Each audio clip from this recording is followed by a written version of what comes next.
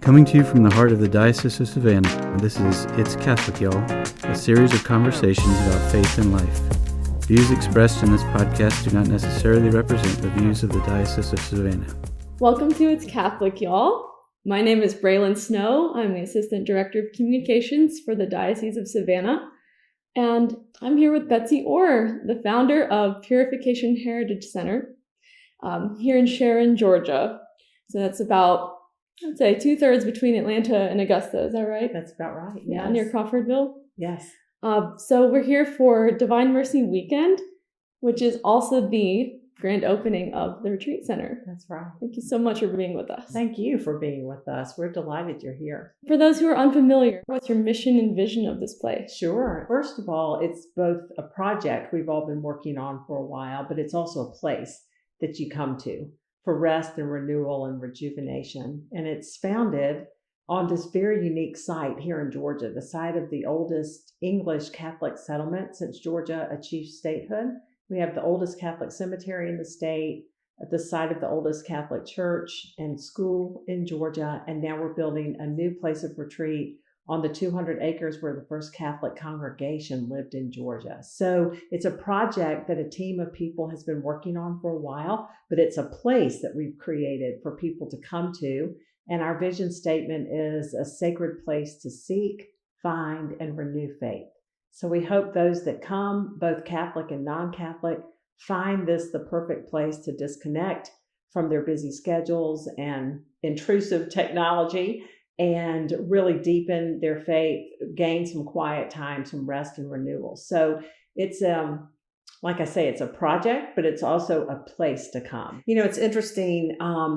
The church that was the church that's part of the heartbeat of this project is named the Church of the Purification of the Blessed Virgin Mary, but it was canonically designated a heritage center. So the church that's part of our community is called Purification Heritage Center.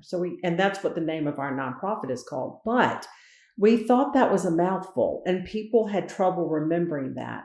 So in the spirit of Reynolds Lake Oconee, Biltmore, Magnolia, Serenbe, we decided to go with one word, heritage, which is easier for people to remember than Purification Heritage Center.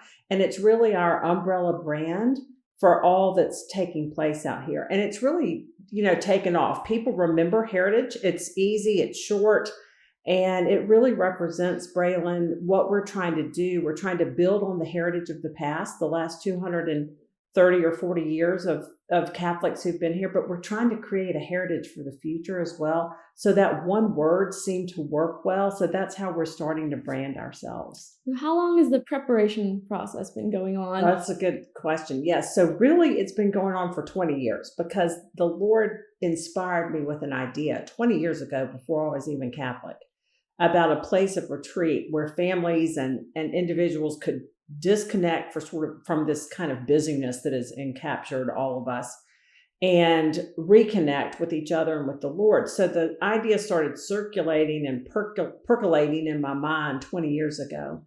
But I purchased this 200-acre tract from the Archdiocese of Atlanta, which had originally belonged to Savannah, in 2016, and we began work on the project, the land and the retreat center. So it's been in process for about 7 years. It's been an idea for 20. It's been in process for 7. And here we are opening Divine Mercy Weekend. Now, I will tell on myself and say that a lot of times I realize things after the fact. So we opened Divine Mercy Sunday, and there are two really important things about Divine Mercy and the image. One is that there's an image, a distinct image that Jesus wanted painted. And then there's a very short message, Jesus, I trust in you.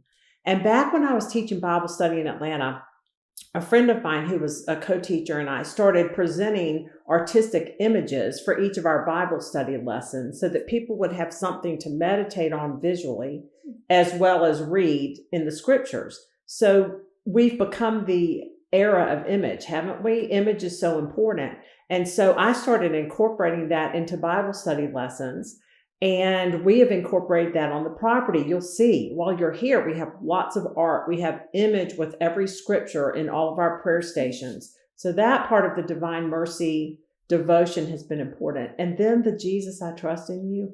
this project has required a fiat from me to the Lord sometimes every hour. Like, Lord, I'll do it if you send the right people. Lord, I don't know how to develop a piece of property. I don't know how to open a hotel, which is basically what we're doing. I've never worked in the hospitality business, but I'll do it if you'll send the right people.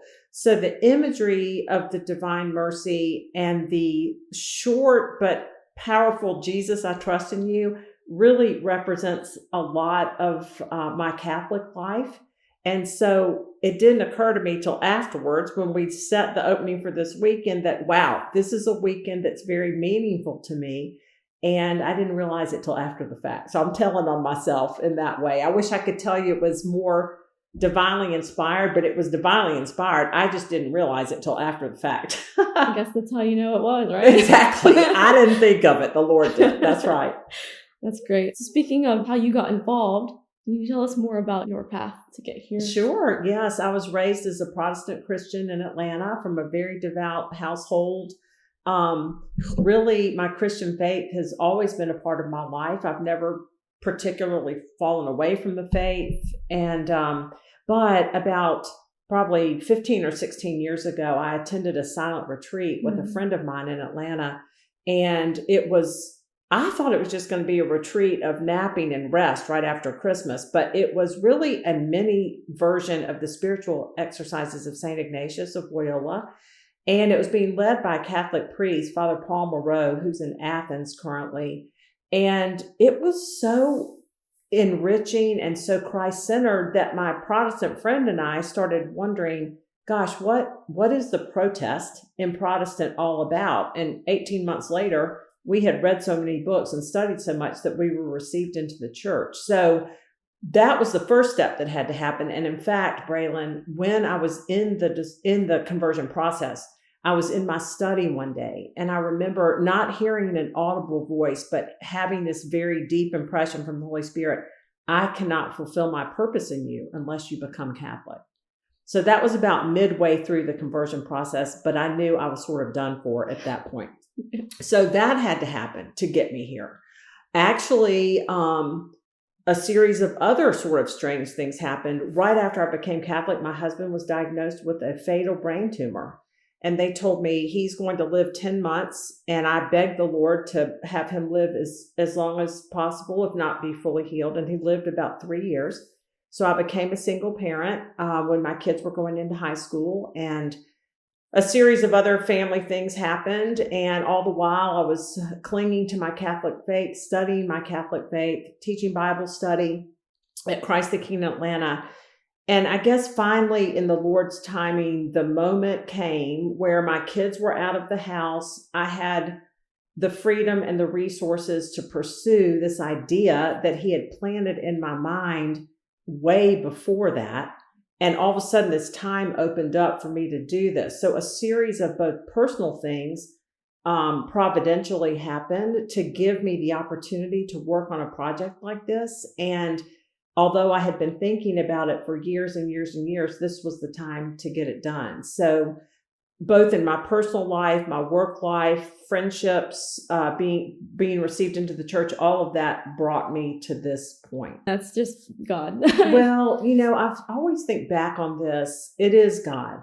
And it's also the church. So being Catholic at the time that this happened, this suffering happened in our family, really helped me. I would have considered myself and did consider myself a very strong Christian. What I loved about being Catholic were the sacraments that I was able to receive on a regular basis. I loved the church's view on suffering and the redemptive nature of suffering. And I leaned heavy into that when Larry was both sick and after he died. So I sort of think being Catholic allowed me to thrive, not just survive that time period, but thrive. And then the Lord was so gracious to me to give me this project with him gone and my children out of the home and my parents are gone. Also, the Lord's been so good to me, giving me this big project to throw myself into related to my faith that he had time to prepare me for. So I'm the happiest you may be, but I'll say I'm the happiest convert there is. Becoming Catholic is the best thing the Lord ever did for me. And he just continues to bless me through this work.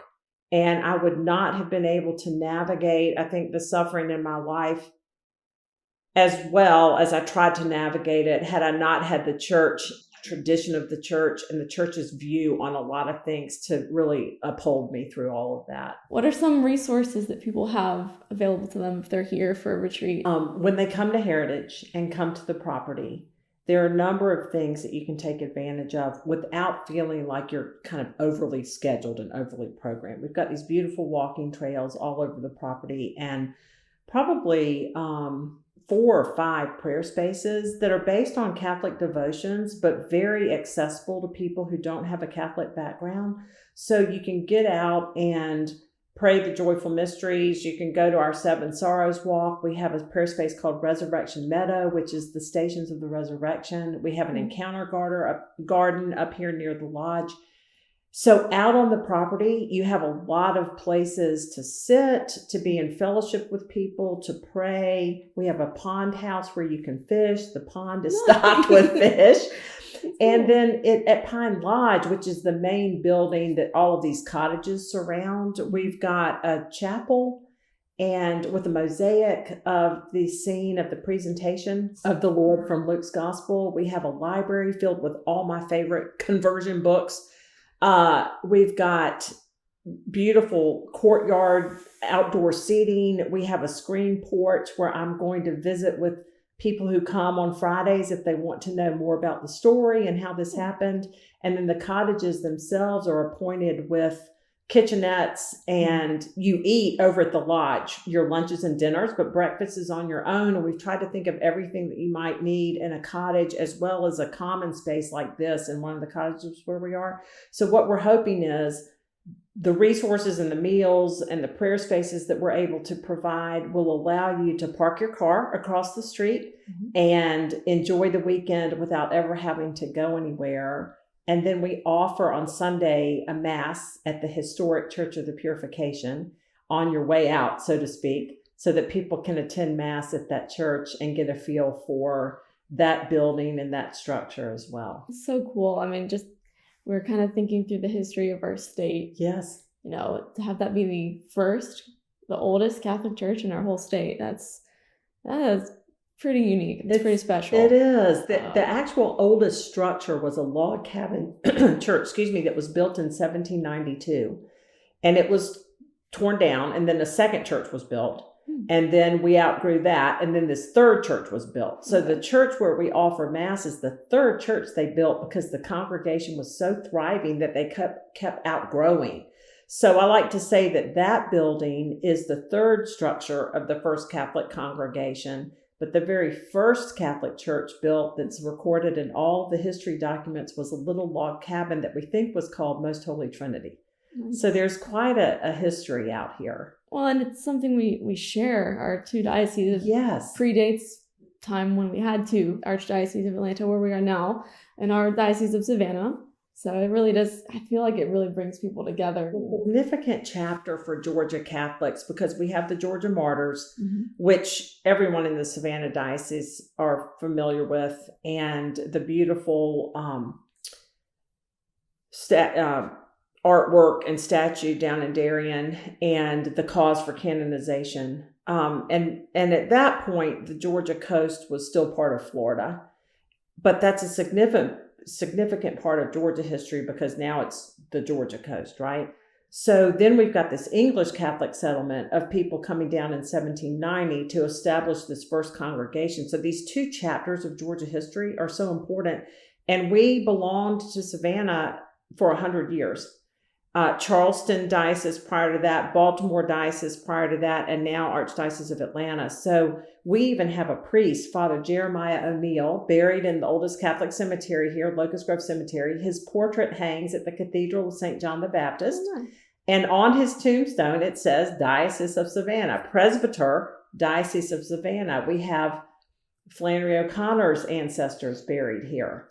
Of course, she's the child of Savannah, right? With her childhood home. So there are all these connections that I'm just delighted for people in the Diocese of Savannah to know more about, because we belonged to the Diocese of Savannah the longest, and we still consider ourselves Georgia's parish, so to speak. We're here for the whole state. Yeah, I remember seeing that on your website, that phrase. Yes. It's like the cradle. The cradle of Catholicism. Okay. This is where it all started after Georgia achieved statehood. You already have a pretty substantial lineup of speakers and retreats and events coming up. Yes, this is our opening weekend, as you mentioned, and just a month from now, my friend Scott Hahn is coming down to do a weekend, which is so exciting, getting him to share in Georgia to come. And we've got sold out cottages, but we also have a day option where people can sign up to come for the day and hear several of his talks, and he'll have his books for sale. And it will just be, whenever you listen to Dr. Hahn, in fact, the first time I heard him was at St. Mary's on the Hill in Augusta, and I felt like I had been strapped to a rocket ship that just took off. So whenever you have a chance to hear Dr. Hahn, especially in person, it's meaningful. So he's coming the weekend of May 3rd and 4th. Then some of your listeners may be familiar with Reform Wellness, which is led by Jackie Mulligan, and they are coming down in June to do a long weekend. They'll have some programming even on Sunday, which is all about reforming our health and our spirituality and everything around Christ, of course, is the center. Then we have an almost silent retreat in the summer being led by Father Paul Moreau, who received me into the church, who led that very first silent retreat that I attended. We've got Matthew Leonard, who has a ministry called Science of Sainthood. He's been responsible for lots of Bible studies in the Catholic world. He's coming to do a weekend.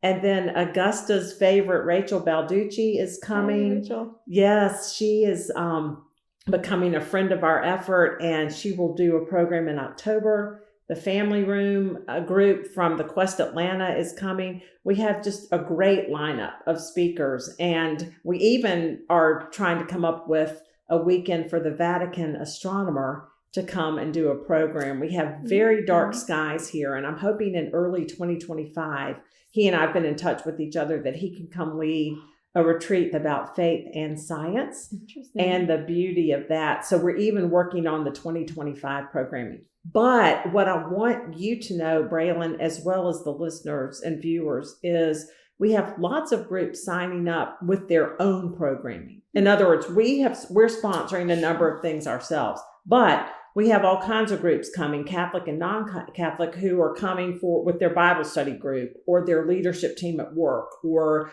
a group of women from a guild at a church. So a lot of what we do, in addition to what we sponsor, is host groups that come maybe with their own speaker, their own leader, and they want to use our facility. So I hope people will sign up for those kinds of things too. And people just come and do nothing.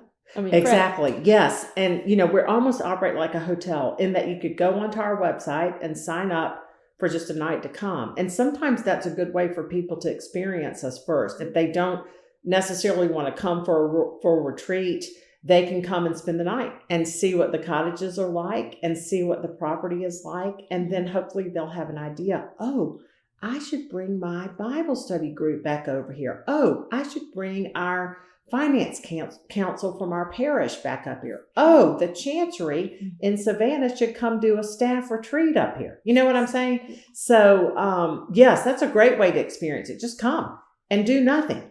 Don't come to a retreat with programming. Come do nothing, which is what we all need to do sometimes. Yeah, priests can come up. Right.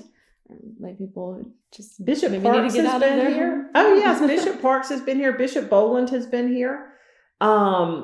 Father Pablo, who's Fernanda, who you've worked with's brother, he's been here. We've had several Savannah priests here, and we've got room and space to encourage clergy to come on retreat. So that's, I hope something that we regularly have signed up. Clergy members who want to come out on retreat. How can people support this ministry? Number one is pray for the efforts. Not only our efforts, but pray for your involvement possibly with us. There may be people listening to this, people who come on retreat who think, gosh, I'd like to get more involved. We need volunteers. We need prayer warriors. We need people. We don't have a formal ambassador program, but we need people who are willing to go back to their parishes and talk about us. Mm-hmm. So that's huge. Attending the retreats is huge.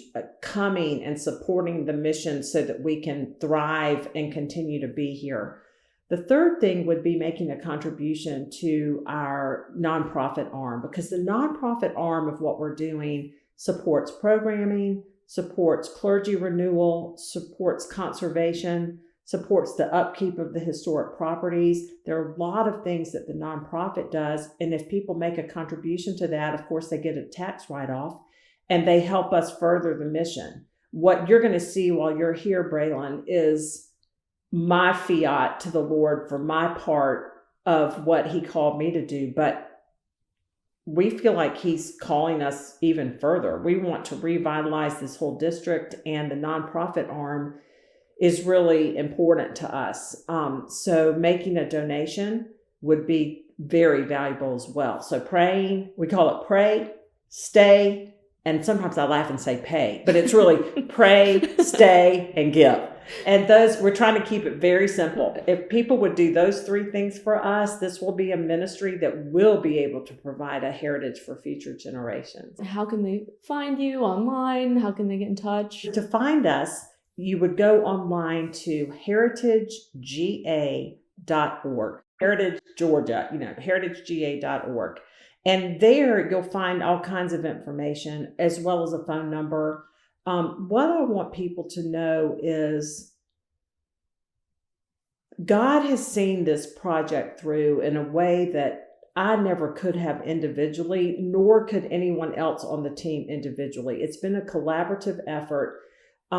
Against all odds, quite frankly. This is a monumental project that's taken place in a town of 105 people in the smallest county in Georgia. It's a miracle that it's happened. And while we want people to come and visit, we also want people to realize I'm doing it because I want to evangelize, and I want people to have what the Lord gave me.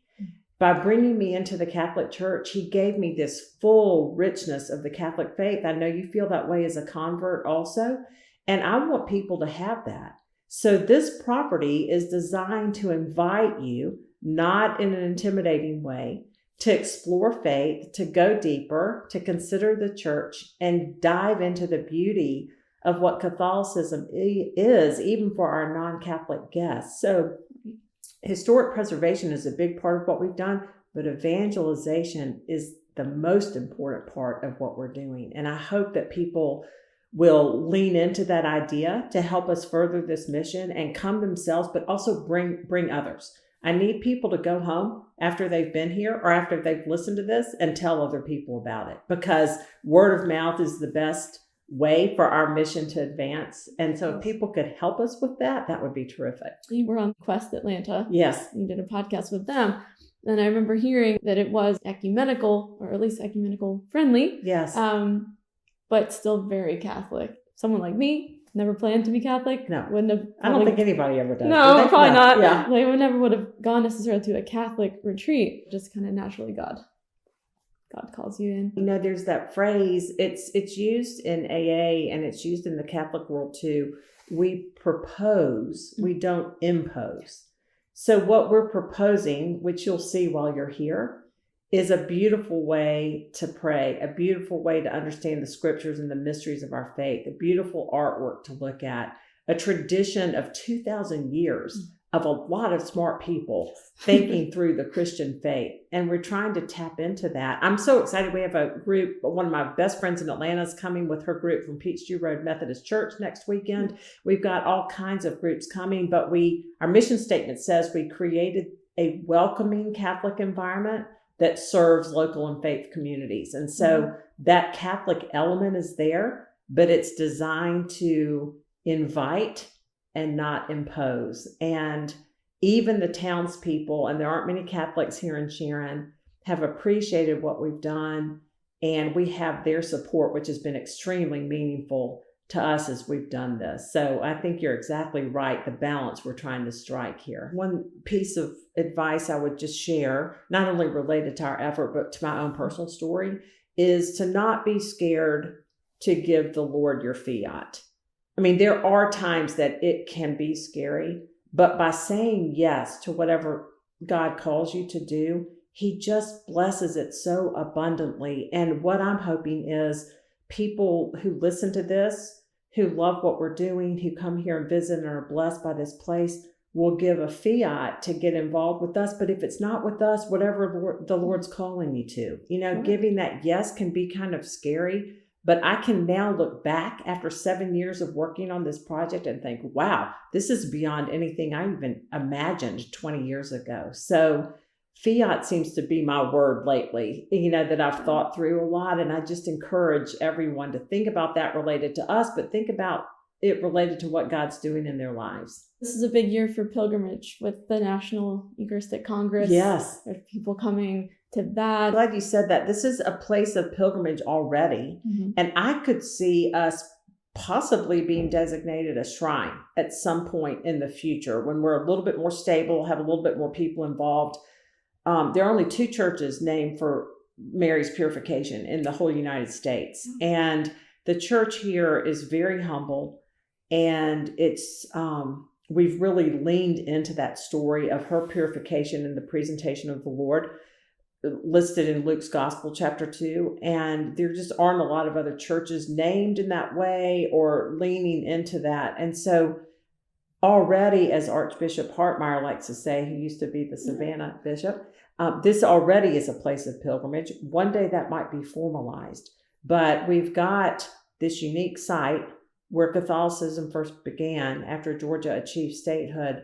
So people almost have a sense, that they want to be pilgrims here. There's something historic here that's a little different than other locations of other places of retreat. So I hope the pilgrimage idea takes off. We've already had a number of people out here on pilgrimage, and I hope one day it's formalized into perhaps a shrine or something of major historic value. Betsy, thank you so much for sharing with us. Thank you. I want to encourage people from our diocese to join the party, so to speak. Yes. Quiet, calm party. That's right. But just to be part of this Georgia church, thank you so much for your faithfulness in this mission. You are welcome. Thank you for being here, and I hope you have a wonderful personal retreat. Thank you. Thank you. This has been an episode of It's Catholic, y'all. Visit us at diosav.org or on our Diosav social media platforms for more.